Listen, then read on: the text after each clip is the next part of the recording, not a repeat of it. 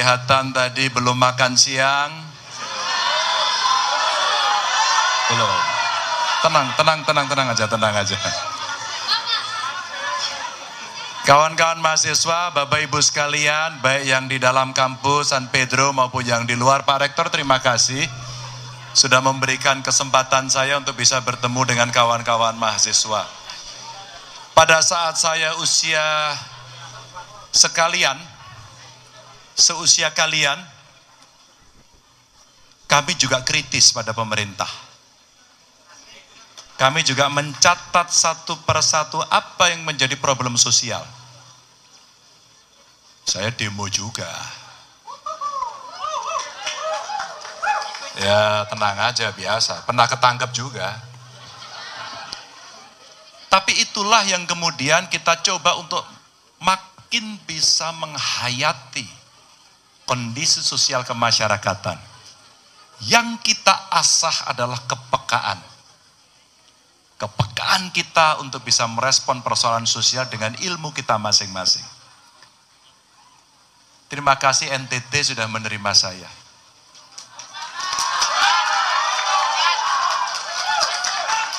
Saya teringat kawan-kawan kalian yang tidak ada di sini.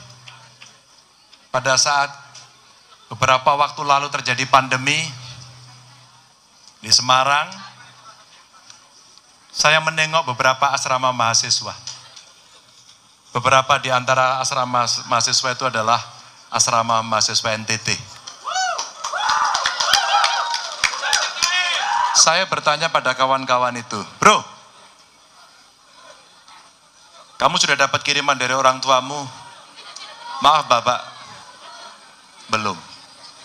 Orang tuamu kerja apa, Dek? Petani. Kalau kamu tidak mendapatkan kiriman dari orang tuamu, apa yang akan kamu lakukan? Kami tidak tahu. Teman-teman, apa yang mau saya ceritakan adalah bagaimana membangun kegotong royongan. Ada rasa kemanusiaan yang adil dan beradab. Bagaimana membangun solidaritas itu, dan kemudian saya perintahkan kepala dinas bantu anak-anak mahasiswa yang kos dari seluruh Indonesia yang ada di Jawa Tengah. Bantulah dia. Sepenggal cerita ini teman-teman cerita pendek saja. Karena apa? Waktu saya jadi mahasiswa seusia kalian, hidup saya tidak sebagus, mungkin mohon maaf tidak sebagus kalian. Kita coba survive. Kuliah sambil bekerja, mencari tambahan penghasilan. Dan pada saat saya kemudian diamanai menjadi gubernur, maka saya ingat kawan-kawan waktu seusia saya. Teman-teman, melatih diri, membangun kepekaan, membangun relasi sosial itu bisa dilakukan sejak usia ini. Tapi kalau jadi pejabat, kamu mesti ingat pada rakyat. Mesti ingat pada semua. Kemarin saya memulai kunjungan dari Merauke, ujung timur Indonesia. Saya balik sebentar setelah 2 hari ke Jakarta dan hari ini memulai ke NTT.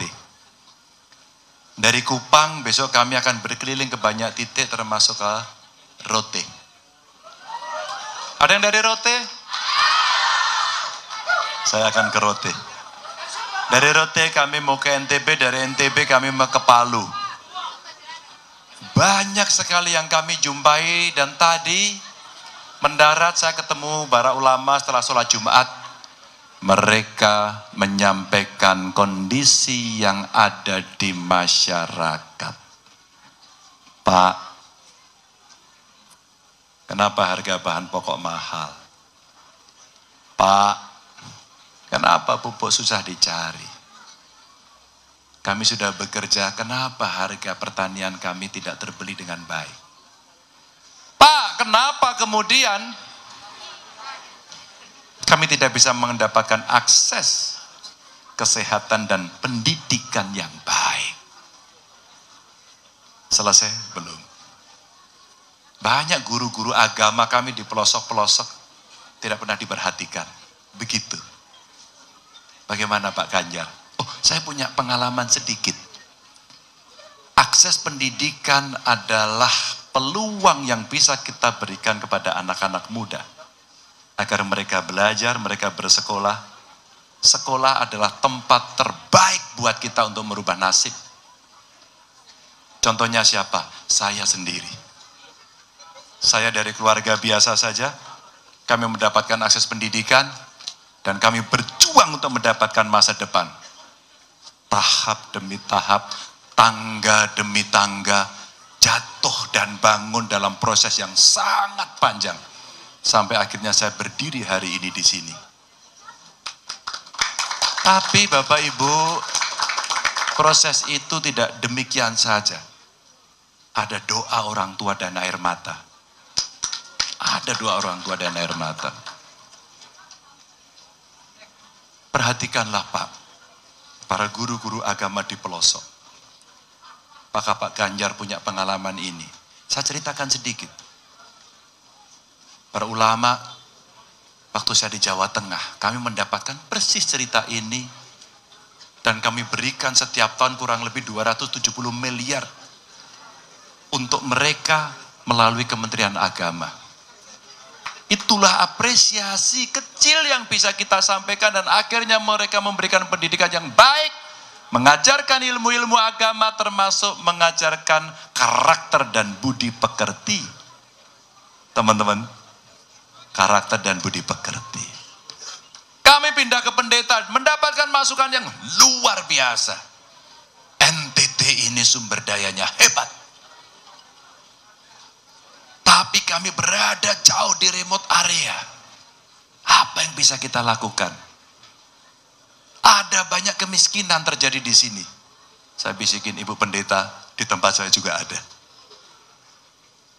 Apakah kita akan memilih kemudian untuk memberikan bantuan yang sifatnya charity? Jawabannya boleh dan iya. Tapi apakah terus-menerus? Tentu tidak. Maka yang sudah tidak bisa bekerja, sudah senior, sudah pensiun orang tua kita, dan tidak mampu, keluarganya tidak mampu, maka negara yang harus mengambil alih. Negara yang harus melindungi. Termasuk kemudian bagaimana keluarga si miskin bisa berubah nasibnya. Dibantu boleh, tapi ketika ada daya yang ada di sana, kasih akses pendidikan yang baik, kasih keterampilan yang baik, kasih akses modal yang baik. Kami menemukan cerita dari keluarga miskin, ada satu anaknya yang usia muda, kira-kira sekamu, dan tidak bisa sekolah. Apa yang terjadi? Nah, kamu sekolah ya, kami tidak punya biaya. Saya yang biayai. Negara yang biayai. Maka kita buatkan sekolah untuk orang miskin. Hampir 100%, hampir 100%. 3 tahun mereka belajar kejuruan, tahun keempat mereka bekerja, dan mereka membantu orang tuanya, kemiskinan ke orang tuanya terangkat. Pendidikan. Saya bayangkan teman-teman, kalau satu kabupaten di Indonesia kita buat percontohan, satu saja sekolah untuk orang miskin, mari kita gerakkan pengentasan kemiskinan sejak dari awal. Tadi dengan Uskup Petrus saya juga mendapatkan wejangan yang luar biasa, Pak Ganjar. Cerita penanganan stunting itu, sudahlah, tanam pekarangan, makan sayur, pelihara ayam, sederhana. Jadikan itu gizi untuk ibu hamil, maka anak-anak ini akan mendapatkan asupan gizi yang baik. Ibunya kandungannya tumbuh bagus, ibunya sehat, anaknya lahir sehat, tidak stunting, maka dia nanti seusia kalian sudah tidak stunting lagi, dan pikirannya hebat-hebat menjadi manusia yang dahsyat. Teman-teman, baru setengah hari saya di sini, bertemu dengan banyak kelompok, dan ini ketemu mahasiswa. Artinya apa? Kalau kita bicara proses demokrasi, demokratisasi, saya mengajak kawan-kawan mahasiswa, terlibatlah, ikutlah, ada resiko yang harus ditanggung, hitunglah. Karena saya ketika seusia kalian, saya sudah ikut partai politik. Sudah, dan saya berjuang. Kita menantang situasi itu agar kita bisa berpikir seperti saat saya demo dan tidak pernah menyelesaikan masalah. Hati kecil saya, pikiran saya hanya berpikir satu. Saya harus duduk di sana dan saya akan ambil keputusan. Dan ketika kemudian duduk sebagai anggota DPR seperti kawan-kawan saya di sini, kami bisa berkontribusi untuk mengambil kebijakan. Dan kemudian ketika kami diminta untuk menjadi gubernur, dengan power, kekuasaan, kekuatan, kepemimpinan, dan dukungan rakyat, kita bisa melakukan hal yang banyak sekali. Maka teman-teman yang saya bayangkan adalah, kalau kawan-kawan ini terlibat, kawan-kawan membangun demokrasi, demokratisasi dengan benar, ikut mengawasi, maka daulat rakyat yang diberikan itu digunakan, nasib bangsa ini akan kita rubah bersama-sama. Bersama-sama nasib bangsa ini akan kita rubah. Terakhir, kenapa Bung Karno dulu mengatakan, beri kami 1000 orang tua akan kucabut Gunung Semeru dari akarnya. Perlu 1000 orang tua untuk mencabut Gunung Semeru. Tapi beri kami 10 pemuda yang menyala-nyala semangatnya, akan kugoncang dunia. Dan tentu saja inilah pemuda-pemuda yang kita siapkan untuk menggoncang dunia. Dengan berpikir positif, tidak suka menebar hoax, tapi tetap kritis, tidak pernah ada ketakutan, karena kebenaran akan dikawal dengan baik. Terima kasih teman-teman, saya doakan sehat selalu, mudah-mudahan segera lulus. Mudah-mudahan segera bisa bekerja.